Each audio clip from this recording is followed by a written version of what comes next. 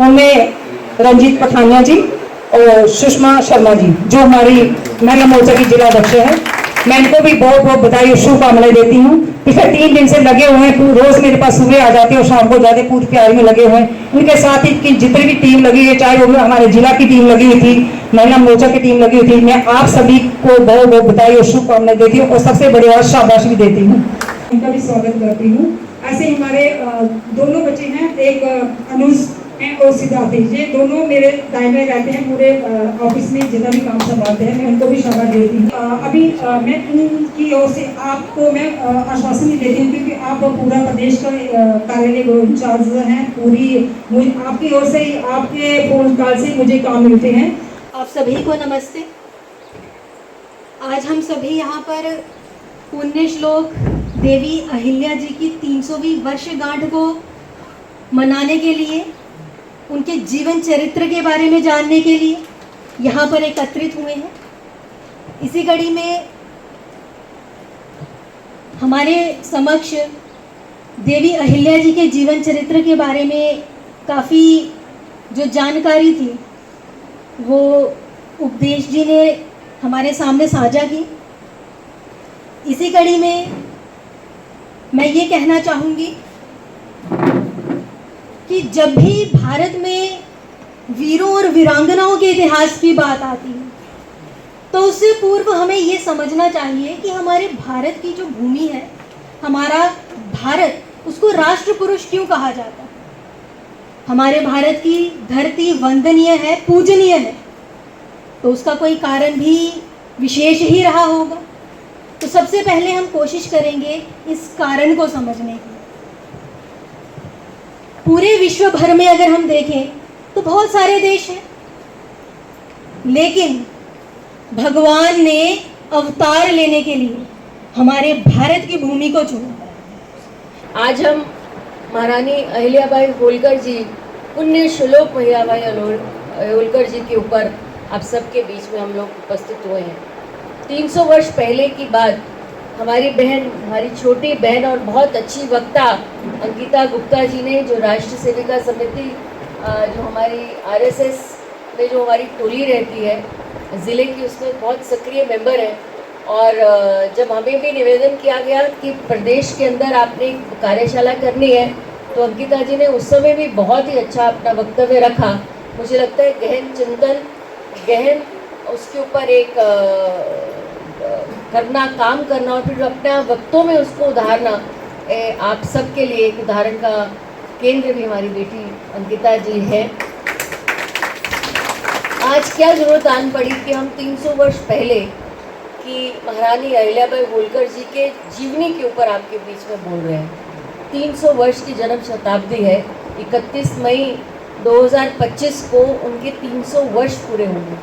और 300 वर्ष उन्होंने जब जन्म लिया और जिस परिवार के अंदर जन्म लिया,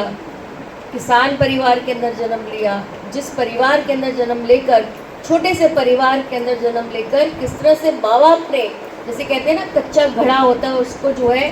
फिर उसको किया जाता है, उसको स्वरूप दिया जाता है, ऐसे माँ बाप ने जो है उसको स्वरूप दिया। किस तरह से शिवलिंग जो है आपने देखा कि हर कोई भी हम फोटो उठा रहे हैं, नेट से भी उठा रहे हैं, या हमारे पास जो हमारे केंद्र कार्यालय ने भेजा है उसके अंदर, सब के अंदर वो छोटा सा शिवलिंग जो है अपने साथ समेटे बैठी है। सनातन का एक बहुत बड़ा प्रतीक जो है हमारे बीच में जो है उदाहरण के तौर पर हमें मिला है। बड़ा अचंभा लगता है कई बार हम जब अपनी किताबें खोलते हैं और ऐसी ऐसी महान शख्सियतों के बारे में कहीं ना कहीं बहुत एजुकेशन जो है साइलेंट हो जाती है, लेकिन ऐसी एजुकेशन हम लोगों को कभी, मुझे अपने किताबों पे नहीं मिली। सावित्रीबाई फुले हों जो पहली महिला टीचर बनी, और या फिर अहिल्याबाई होलकर हो जिन्होंने इतना बड़ा काम 300 वर्ष पहले कर दिया कि आज भी उनके काम का स्मरण जो है हम अपने माननीय प्रधानमंत्री जी अपने आचरण में करते हैं, अपनी स्कीम्स में करते हैं। हमने देखा कि किस तरह से जब काशी में उन्होंने शिवलिंग जब पूरा उसका जीर्णोद्धारण किया, तो माननीय प्रधानमंत्री श्री भाई मोदी जी ने अहिल्याबाई होलकर जी की प्रतिमा को जो है वहाँ पर स्थापित किया, क्योंकि उनको पता था कि अहिल्याबाई होलकर जी ने एक समय पर वाराणसी के अंदर शिव जी का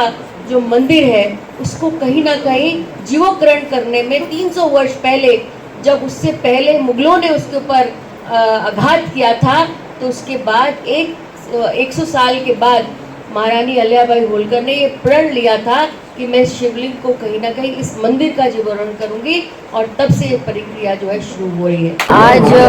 कठुआ ज़िले में पूर्ण श्लोक अहिल्याबाई होलकर जी की 300वीं जो जन्म जयंती है उसके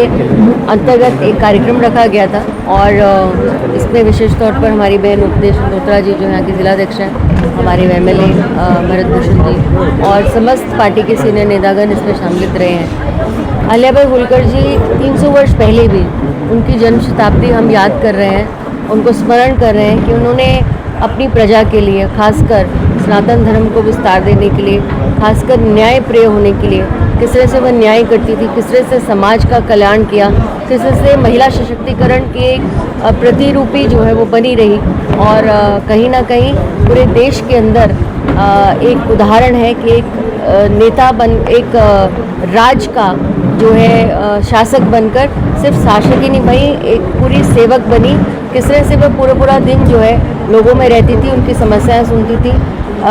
जहाँ पर मंदिरों का जीवोकरण की बात हो, उनका नया पूर्ण निर्माण की बात हो, किस तरह से मुगलों के समय पर जिस तरह से उन्होंने सती प्रथा को पीछे रखा, महिलाओं को न्याय दिलाने का काम किया, तो हम सबके लिए एक प्रेरणा का स्रोत है। वही स्रोत जो है आज हम अपनी महिला शक्ति में, हमारे जो वहाँ पर न्याय प्रिय लोग हैं अपने जो कठुआ के अंदर, उनको बताने आए हैं। और ख़ासकर ये हमारी जो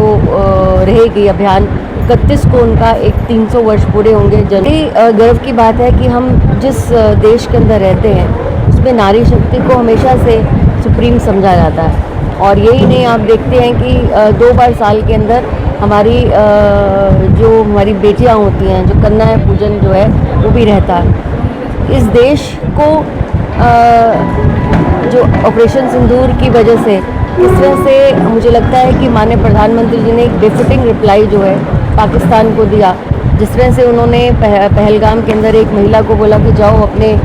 मोदी जी को सुनाओ, तो आज हमारी नारी शक्ति ने, हमारी बहनों ने जो आर्म्ड फोर्सेस के अंदर है, और मुझे लगता है कि पूरा ऑपरेशन जो संयोजक करने वाली थी वो भी ये महिला शक्ति थी। किस तरह से पाकिस्तान के जो टेररिस्ट कैंप्स थे नो नस्ता नाबूद किए हैं। हम बहुत गर्वित महसूस करते हैं कि ऐसी नारी शक्ति, ऐसे हमारी बहनें जो हैं हर क्षेत्र के अंदर अपने आप को जो है झोंक देती हैं